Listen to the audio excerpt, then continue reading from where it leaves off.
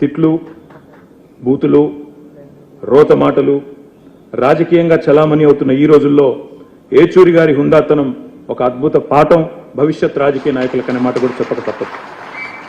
Emergency చీకటి రోజుల్లో jail జీవితం తర్వాత భారతదేశంలో ఆనాడు అత్యున్నత స్థానంలో ఉన్న శ్రీమతి ఇందిరాగాంధీ గారి ముందు నిలబడి ఒక సామాన్య విద్యార్థి నాయకుడు ఒక్క మాట కూడా తణుకకుండా మీరు రాజీనామా చేయండి అని మాట్లాడాలంటే ఎంత గుండె ధైర్యం కావాలో ఒక్కసారి ఆలోచించండి నేను కోరుతాను. రాజ్యాంగాన్ని రాజకీయాల కోసం అపహాస్యం చేస్తున్న ఈ రోజుల్లో నిజంగా రాజ్యాంగాన్ని బలంగా నమ్మిన త్రికరణ శుద్ధితో నమ్మిన వ్యక్తి సీతారాం యేచూరి గారు. Democracy is not just about elections, it is about dissent, debate and the right to question. ప్రశ్నించడమే ప్రజాస్వామ్యం అని గుండెల నిండా నమ్మిన వ్యక్తి యేచూరి గారు.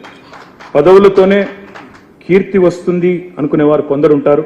కానీ పదవులు లేకున్నా ఐడియాలజీ, ప్రజా సమస్యల పట్ల అవగాహన, పనిచేయాలన్న తపన, నిత్యం ప్రజా సంక్షేమం కోసం పనిచేసే ఆలోచన, నిత్యం కొత్తది నేర్చుకోవాలి అనే ఒక అభిలాష ప్రజల మనసులో చిరస్థాయిగా చిరంజీవిగా నిలబడేలా చేస్తుంది అనడానికి యేచూరి గారి జీవితం ఒక ఉదాహరణగా నేను భావిస్తాను.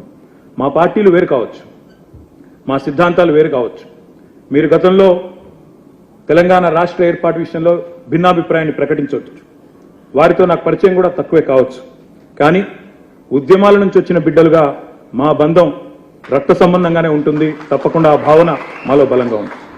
బతికున్నంత వరకు ప్రజల కోసం బతకటమే కాదు, చనిపోయాక కూడా తన దేహాన్ని భవిష్యత్తులో ఈ దేశ ప్రజానీకానికి వైద్యం అందించే డాక్టర్లకు ఉపయోగపడాలనే యేచూరి గారి ఆశయం చాలా గొప్పది.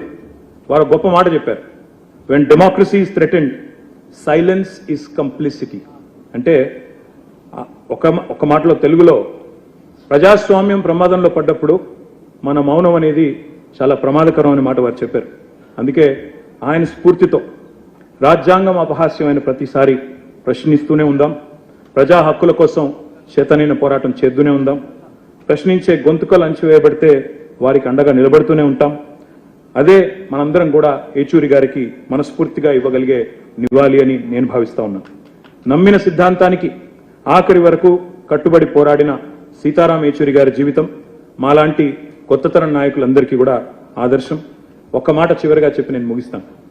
If I ever feel lost in the battle, I will look at Sitaram Yechury గారు for inspiration. Lal salaam comrade. Thank you.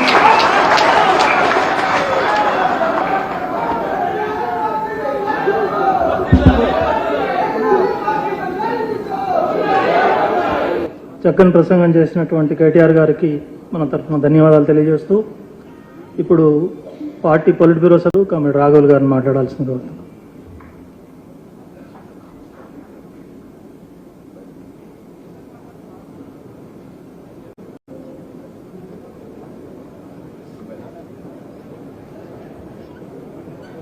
Thank you.